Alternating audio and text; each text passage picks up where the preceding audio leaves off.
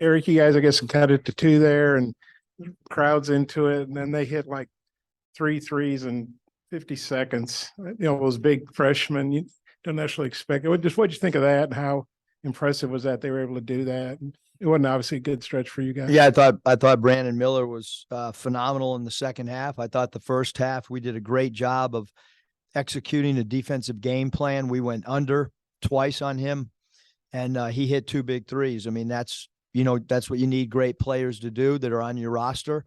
And he stepped up when the game was in the balance.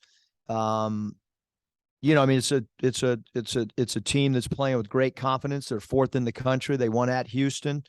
Um, I can't recall a home game that I've ever coached in that an opposing team had 36 free throws attempted. I know they had talked about all of our free throws last year, and this year we're at home and it happened. So, and I don't know if I've seen a foul 0.5 seconds either, but it is what it is. Alabama deserved to win.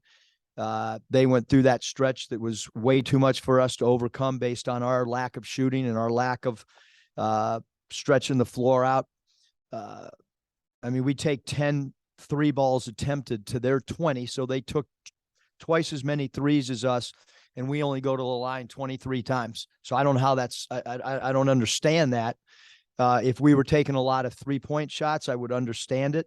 But we got to take better care of the ball too. I mean, we didn't shoot the ball well, and we had 15 turnovers, and gave up 9 threes. So you add those factors in, and you're not going to win many basketball games. And it's hard to win right now when you're not making threes, which, I don't know if we will.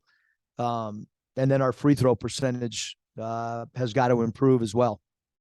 He had a couple of turnovers in that stretch when they hit all those threes too. That just obviously added to the. Yeah, I think that their threes tomorrow. I mean, from an effort standpoint and playing hard, I mean, that's a really good rebounding team. As a coach, the first thing you want is your team playing hard? And I do think this team is playing hard. But we're offensively challenged. And that's a fact. That's not an opinion.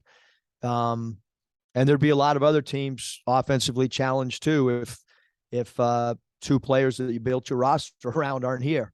We're not but nobody cares, and there's other injuries throughout athletics in all different sports and professional ranks and college ranks. And right now, we're still trying to figure out who we are. We changed the starting lineup tonight. I thought it worked out great for us in the second half.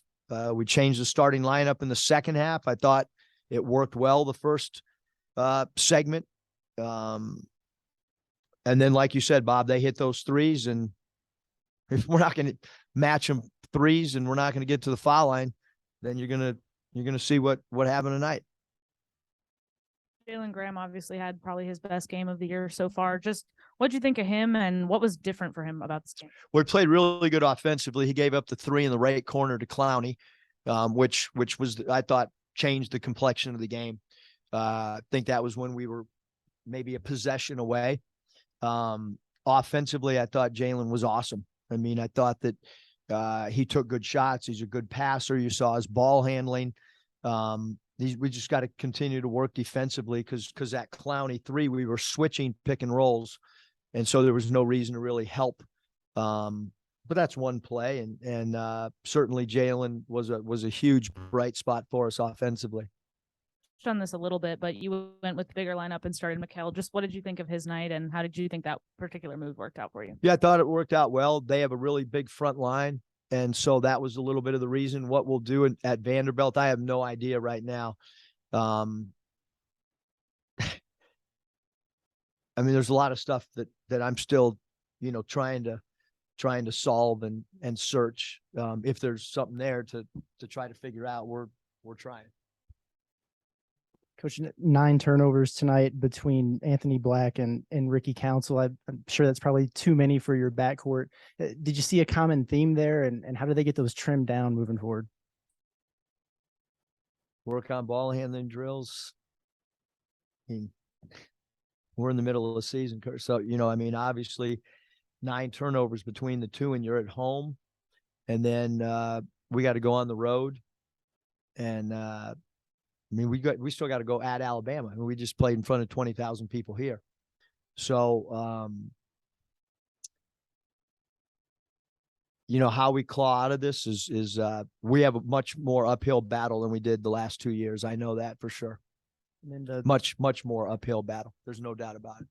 and tonight against an Alabama team that likes to play fast and get up and down the floor, the turnovers that were live ball seemed to prove pretty costly tonight. Yeah, I mean, again, halftime tied.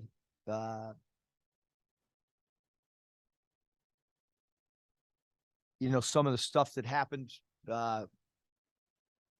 free throws attempted at one point in the game, and then they got hot. That's really what, you know, that's what happened in the game. Again, never seen a team take 23s and they're on the road and go to the line 36 times. That's part of the outcome. But their star player stepped up and he took the game over, and he rose over us and shot the ball from three. And then you look at what Sears did from the foul line, going 10 of 10. And then you look at we only made 15 free throws and their point guard made 10. So. You mentioned Miller hit those 2 threes, but in the first half, he didn't take a shot. What did you think of the job Devo was doing on him? Yeah, first half was incredible.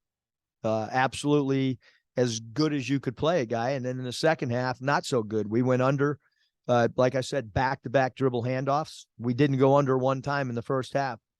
And I thought Miller came out with a different mindset. Maybe he didn't know we were going to guard him with a smaller player. I don't know, but he was able to adjust his game or his mindset, or Coach Oates called some, I don't know, but he came out and was a different basketball player for sure. And we didn't execute the game plan like we were supposed to in the second half.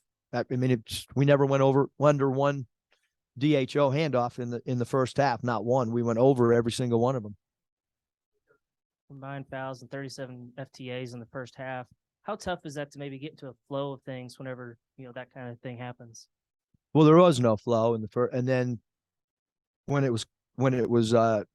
the outcome was like that at halftime, we talked about continuing. We went to the foul line 5 times in the second half in a really physical game. So, you know, but it's been that way since the league started. So we got to try to play through it. Eric, did you see any change in your team's 3-point defense from first half to second half, or is it you credit Yeah, I mean, shot? I just mentioned, Scotty, we went under 2 DHO. So I don't know how many they made. I think would they make 6? 7. Yeah. So if they go 7 of 10, Miller probably made what? 3 of them, 4 of them. He's 6 of 7 in the second half.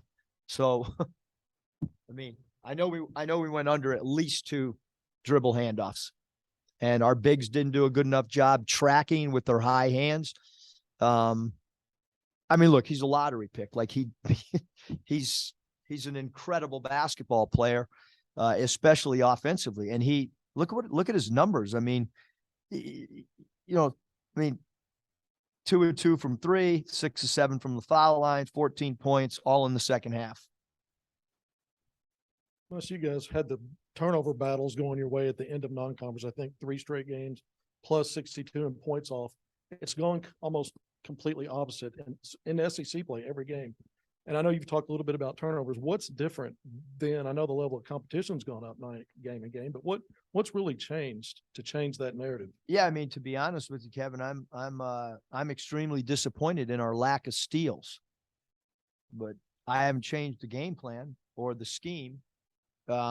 You get into conference play, and I do think people take better care of the basketball. Like I said, we can talk about the last 2 years. We are in a completely and utterly different state, and in a way more uphill battle than we've been since I've been here, to be quite honest.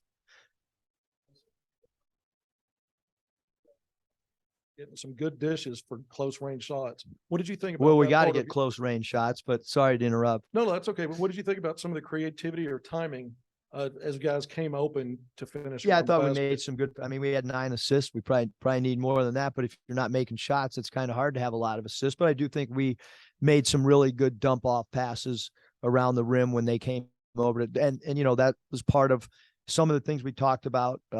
They have two great shot blockers in 15 Clowney and 14 it does a really good job blocking shots. And I thought we did a good job attacking his body and getting him in some foul trouble. Have obviously a coaching track record of turning things around.